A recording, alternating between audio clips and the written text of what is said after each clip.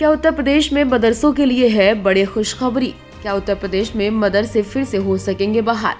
UP मदरसा act 2004 रद्द करने के मामले में सुप्रीम कोर्ट में अहम सुनवाई हुई। सुप्रीम कोर्ट ने इलाहाबाद हाई कोर्ट के उस आदेश पर रोक लगा दी जिसमें यूपी मदरसा एक्ट को असंवैधानिक बताया गया था। सीजेआई डीवाई चंद्रचूड़ की अध्यक्षता वाली 3 जजों की बेंच ने केंद्र, उत्तर प्रदेश सरकार और अन्य को हाईकोर्ट के आदेश के खिलाफ दायर याचिका पर नोटिस जारी किए हैं। 3 जजों की बेंच ने कहा, मदरसा बोर्ड का उद्देश्य और कार्य विनियम से जुड़ा है और इलाहाबाद हाईकोर्ट ये मानने में प्रथम दृष्टया सही नहीं कि बोर्ड की स्थापना से धर्मनिरपेक्षता का उल्लंघन होगा।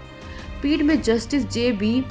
पादरीवाला और जस्टिस मनोज मिश्रा भी शामिल थे। यूपी मदरसा एक्ट को रद्द करने के इलाहाबाद हाईकोर्ट के फैसले को चुनौती देने वाली याचिका पर सुप्रीम कोर्ट में सुनवाई के दौरान मदरसा बोर्ड की तरफ से वरिष्ठ वकील अभिषेक मनु सिंघवी पेश हुए थे। सुनवाई के दौरान सिंघवी ने कहा, हाईकोर्ट का यह अधिकार नहीं बनता कि वो इस अधिनियम को रद्द कर दे।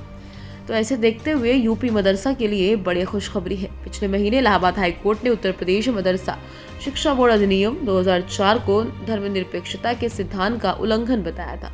जस्टिस विवेक चौधरी और जस्टिस सुभाष विद्यार्थी की पीठ ने यूपी सरकार से कहा था वो मदरसों में पढ़ने वाले छात्रों के लिए औपचारिक शिक्षा प्रणाली के लिए प्लानिंग करे। यानी कि कोर्ट ने कहा कि मदरसों के सभी स्टूडेंट को स्कूल में डाल दिया जाए।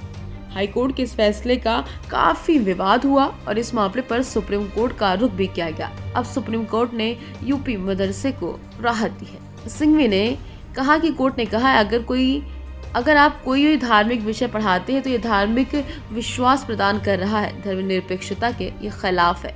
आज के दौर में गुरुकुल काफी फेमस है क्योंकि वो काफी अच्छा काम कर रहे हैं। उन्होंने अपने पिता का उदाहरण देते हुए कहा, उनके पास भी एक डिग्री है तो क्या उसे भी पूरी तरीके से बंद कर देना चाहिए? कह देना चाहिए कि यह हिंदू धार्मिक शिक्षा है, ये सब क्या है? सिंघवी ने आगे दलील देते हुए कहा, क्या ये 100 साल पुराने शासन को समाप्त करने का आधार है? सिंघवी ने तर्क देते हुए कहा, शिमोगा जिले में एक ऐसा गांव जहां पूरा गांव ही संस्कृत भाषा बोलता है, ऐसी कुछ संस्थाएं भी मौजूद हैं। इसी तरीके से दलीलें दी गई और वहीं यूपी के मदरसों को सुप्रीम कोर्ट से अब राहत मिल गई है।